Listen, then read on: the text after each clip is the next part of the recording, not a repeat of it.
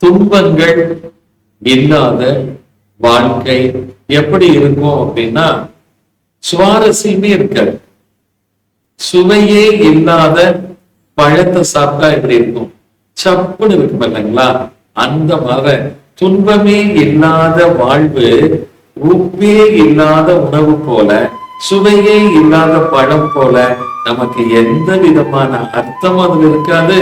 சுவை சுவாரஸ்யம் எதுவுமே இருக்காது. அப்ப வாழ்க்கைக்கு துன்பம் தான் சுவை கூட்டுகின்றது. இந்த துன்பத்தை நீங்க வேண்டாம்னு நினைச்சீங்கன்னா வாழ்க்கையில உங்களுக்கு இன்பம் கிடைக்காது. ஏன்னா துன்பம் இருந்தாதானே இன்பத்தினுடைய அருமையும், இன்பத்தினுடைய ஆழமும், இன்பத்தினுடைய தேவையும் பெருமையும் தெரியும். அதனால வருகின்ற துன்பத்தை ஏற்றுக்கொள்ளுங்கள், இன்பமாக வாழ கற்றுக்கொள்ளுங்கள். ஆத்ம நமஸ்காரங்கள். வாழ்க வளர்க.